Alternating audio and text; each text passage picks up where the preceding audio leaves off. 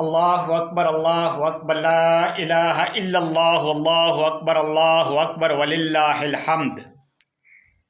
محترم ناظرین اور معزز سامعین اکرام، یہ وہ تکبیرات ہے جس کے اندر اللہ کی کبریائی بیان کی جاتی ہے اور اللہ کی عظمت کو بیان کیا جاتا ہے، اللہ کی بڑائی کو بیان کیا جاتا ہے اور اللہ تعالیٰ کی رفعت کو اس کے اندر ذکر کیا گیا ہے۔ یہ تکبیرات ہمیں پابندی کے ساتھ ایام تشریق کے اندر پڑھنی چاہیے۔ ایام تشریق 9 ذی الحجہ کی صبح سے لے کر 14 ذی الحجہ کی شام تک کو ایام تشریق کہتے ہیں۔ ہر فرض نماز کے بعد ایک بار زور سے پڑھ لیں، پھر آہستہ آہستہ پڑھتے رہیں، اور نماز کے بعد بھی چلتے اٹھتے بیٹھتے لیٹتے سوتے جاگتے آپ اس تکبیرات کا استعمال کر سکتے ہیں۔ یہ اللہ کا ذکر ہے، تکبیرات ہے، آپ اس کو ضرور ادا کریں۔ اللہ تبارک تعالیٰ کو ان دنوں کے اندر قربانی سے بڑھ کر کوئی عبادت محبوب نہیں ہے۔ اللہ تعالیٰ کے نوافل ادا کریں، آپ ذکر و تسبیح ادا کریں، ذکر و تحلیل کریں، اللہ کی رضا کو ہر ممکن ہر پہلو سے ڈھونڈنے کی کوشش کریں کہ اللہ کس میں راضی ہے۔ تو نوافل عبادات کے ذریعے سے، تکبیرات کے ذریعے سے، تحلیلات کے ذریعے سے اللہ کے حمد و ثنا بیان کریں، گناہوں سے بچنے کی کوشش کریں، گناہ سے اجتناب اختیار کریں، اور ان ایام تشریق کے اندر ان تکبیرات کو پابندی کے ساتھ پڑھیں۔ 9 ذی الحجہ کو اگر آدمی روزہ رکھ لیتا ہے تو حدیث کے اندر ہے کہ اس کے 2 سال کے گناہ معاف ہو جاتے ہیں۔ یعنی چاند کی 9 تاریخ کو آدمی روزہ رکھتا ہے تو اس کے 2 سال کے گناہ معاف ہو جاتے ہیں۔ لیکن دوستو یاد رہے، یہ گناہ صغیرہ کہلائیں گے۔ گناہ کبیرہ بغیر توبہ کے معاف نہیں ہوتے۔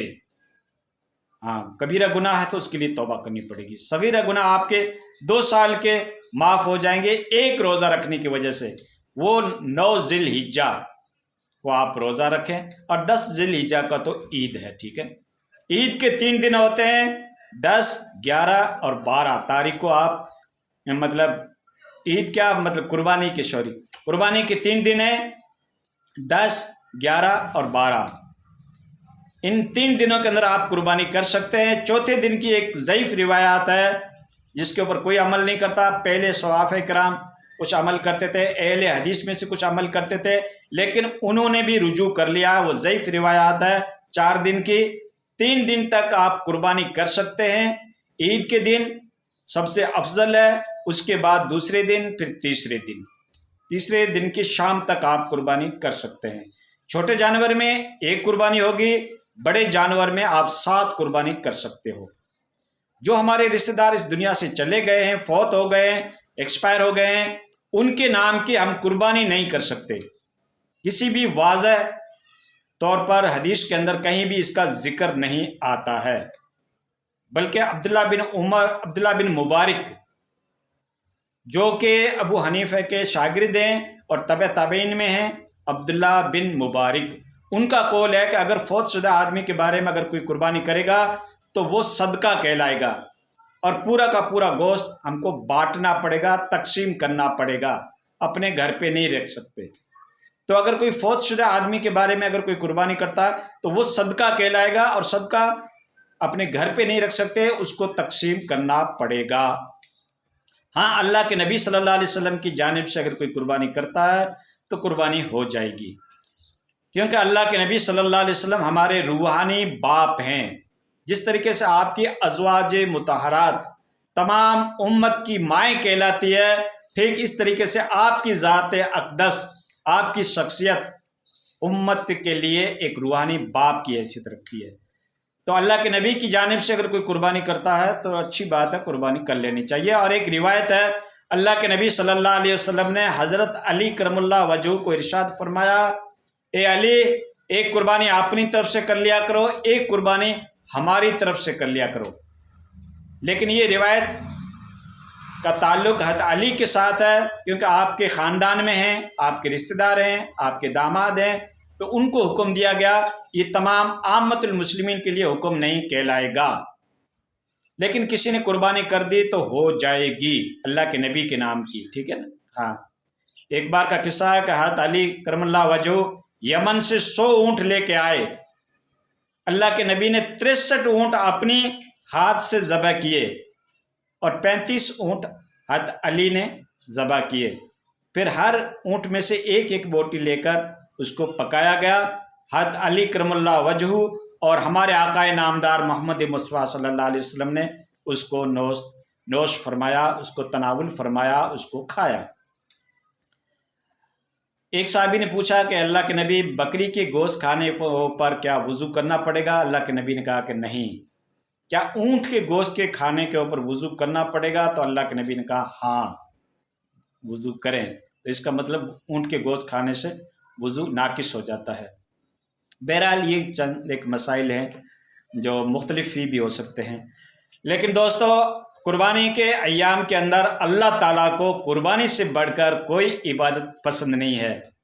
جو صاحب استطاعت ہے اس کو قربانی کرنی چاہیے. اللہ کے نبی کی حدیث سے مبارک ہے کہ جو آدمی گنجائش رکھتا ہے، صاحب استطاعت ہے، اور اس نے قربانی نہیں کی تو اس کو ہمارے عیدگاہ کے قریب بھی نہیں آنا چاہیے. کتنی بڑی وعید بتائیے، اللہ کے نبی کی حدیث ہے. ہاں اس لیے تو احناف کے نزدیک قربانی کرنا واجب ہے، دیگر ائمہ کے نزدیک سنت موقدہ کہلاتی ہے. تو قربانی کرنا ضروری ہے جو صاحب استطاعت ہو. ضروری نہیں کہ صاحب نصاب جو زکوٰۃ کے بارے میں بتایا گیا ہے کہ 7.5 تولہ سونا یا 52.5 تولہ چاندی ہے تو آپ کو زکوٰۃ دینی پڑے گی. وہ زکوٰۃ کے مسائل ہیں. قربانی کے مسائل میں اگر آپ گنجائش رکھتے ہیں تو آپ ضرور قربانی کریں. کئی لوگ اعتراض کرتے ہیں کہ مولوی صاحب ہمارے اوپر قرض ہے، ہم قربانی کیسے کریں؟ جب ساڑی کی شادی آتی ہے تو ہزاروں روپئے برباد کر دیتے ہیں، اور جہاں پہ قربانی جو اللہ کے راستے میں کی جاتی ہے اس کا سوال آتا ہے، اس کا مسئلہ آتا ہے تو کہتے ہیں کہ ہمارے اوپر قرض بہت ہے. بعض لوگ تو جانور خریدتے ہیں بیچنے کی نیت سے، اس کو پالتے ہیں اور وہ قربانی خود نہیں کرتے.